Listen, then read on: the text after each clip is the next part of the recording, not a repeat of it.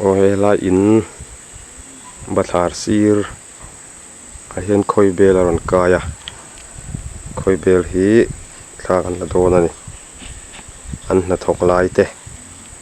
an in sak dan chung chang te an material lak dan te tin a chhung lama an hnathawh dan tlangpui te pawh kan han in zawt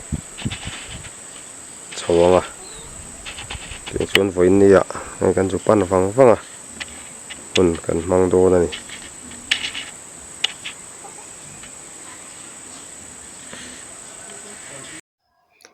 ole hei an in sak dan hi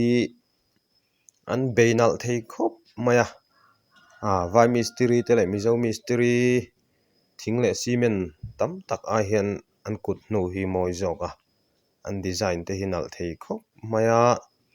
tin an kawngka pui dah na te a ban hi chung lam an phun ngaih mai a base le a structure reng a foundation hi chung lamah tlat mai ni mak khawp mai mi hring ten a in kan sak hi chu vai ho pawh ni se heta Nagaland ami te pawh ni se kan in sak reng hi foundation hi hnuai lamah a awm tlangpui a chung lama foundation dah hi an tam lo khawp ani amai ro chu heng khawi bel te hi chuan chung lama foundation an dah ngaih mai a base an chhung masa ti chuan han siam ta thina a ro pui khawp mai a tirah pawh mum a tawpah pawh mum a lai hawlah pawh mum ani zel mai a hei hi khawi bel mak na ania mak deuh mai ni mihring ten in kan han sak dan hi chuanin a dar hu mai a engmah thil pangai tak hi ala awm thin lo a tir atang hi chuan khawi bel hoina hetiang ran lung te reuh te in an han sa hi chu an han bei an thiam zia chu a tirah pawh hian tuna a lan dan ang thlap hian a lang tho mai ni tichuan hei ai hian ar bawm tiat pawn rawn lian se hetiang tho hian a lang dawn ni rawng an hnawih sa vek bang an bel sa vek a chhuat an rem sa thlap a chung an chih sa thlap bawk tiang khan a rawn thang chho tawp mai ni a tir atang khan chu mak a zia chu tiang tak chuan engtin nge an tih thei engtin nge khawi mi nge material lak tin a thawk tu te pawh hi khawi atai nge an in chah bel a tirah chuan pakhat sin a thawk tikhan a rawn pung hret an rawn tam ta em thin chhiar sen lo khawp khan an thawk ta thin ani chu wang tak chuan engtiai nge hlawhfah te an in lak daily rate in nge theka ang zawng te in nge an thawh engtin nge chhungah hian room an in sim dan ang chi te kha zawhna tam tak zawh tur pawh awm min chhang vek thei turah kan ngai hei han en reng hian a kua lut tur te lut lo tur te lut leh chhuak te hi in hnawh tel tul awm tak an ni tihian a in dawt thlap in an lut an mak khawp mai an thil siam hi pathian hian hetiang siam thiam tur hian engtin nge a siam thiam tih te hi ngai tuana va han ti thui te reng em ti hi mistri sa thlapin an rawn piang hi mak tak ani mizo le vai mi hring reng hi mani in sathei sa thlap a piang hi tumah an awm ka ring lo zir emaw khawia maw tak khi chuan training emaw mahni thahnem ngei nain emaw an ti nge ang mahse hetiang ran nung te hi chu pathian in a duan dan le a siam dan hi a mak ani mahni in sathei sa thlapin an piang ani chu male an thil siam thiam dan hi pathian hi avaro pui te lul em ole zawhna hmasa ber atan hei kan zawt anga chan pawh har samai the in hnial na hi tam khawp mai an mani nge hian min chhang se kan ti dawn ani tichuan pu te hei min lo hre thiam ula nangmah ni ti buai tur le in tana ral lo awm ni ka ni lova ti kawng main ka khawihna dawn lo chuan ang ni pawn mi lo zah ngai hram ula zawhna hmasa ber atan chuan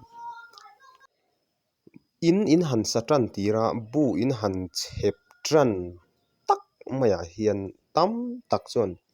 pakhat chawin bul kan tran thin an ti a pakhat chia in bul kan trana tichuan a bak chu alo om ve mai zel an ti a then chuan pathumin bulan tran an ti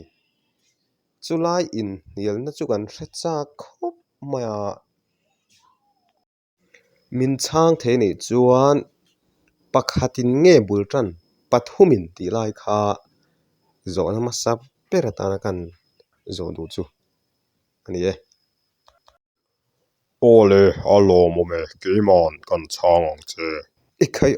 o te chu fraron pethu mangreng ve ole mi han chang te le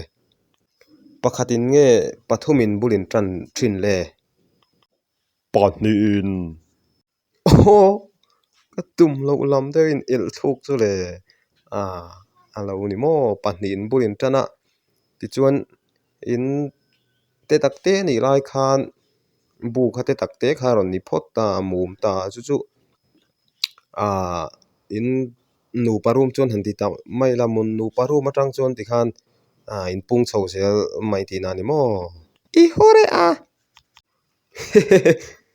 hur lampang po ni chia la watung em ron chang kha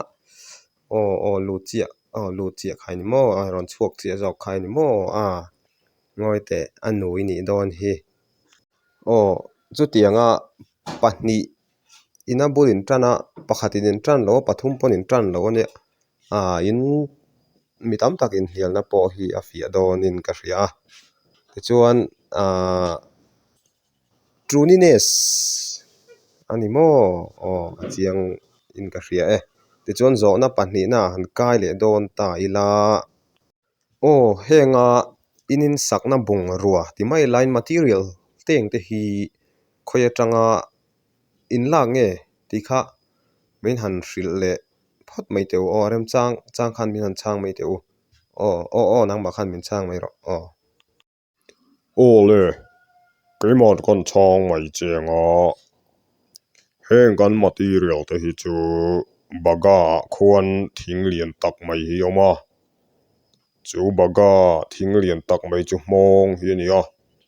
chu mi hnai chu kan la deuh ber thin ani ani mo in va bei hla ang reng ve eng tia rei nge in zu thang tlang pui ni khata kan le lang ani chu a thlo point thlok chak khop maya tin hei tho point thok chaka inin lungrual thaviu ni te nan soya enge mo in hmu thiam lo chang deuh te hi in nei ve thin em hei in tam ta khop maya tuna chuan nei lo ava mak ve tin in zo hre om ni lo tura kan nga ya hei ral ven na ti mai la man ruwa hi in nei vek sia tu te po hian mi in zuk thei ta vek ani kha in man ruwa tak mai kha ming tak chuan soi talawina hetiang man ruwa hi in nei vekem nei vek min hlau hle ro ni in hlo om khop mai ani chuan eng tin nge hei no hi tam tak in nei ta thar tam tak kha ting khan a tlep khan no kha in nei thin ta in man rong ai tu hei chuan a pa vek ni om hi in ni ta sia mi hring te chhu dan le ngai tu dan atang chuan chu a pa vek in ni si chuan eng tin nge no chu in nei theia tunge hringa tunge pai ti tak mai kha min chan le thei chuan kan valom don em heng kan man ruwa te hi pathian min pe kania ma se no chu kan nei thei vek a pui vek kan ni man ruwa chu kan nei vek ma se a pui vek kan ni wai alo ni mo amak hle mai chu ti lo ni chun hanin thla chhon dan chung chang te kha hanin zo chang oma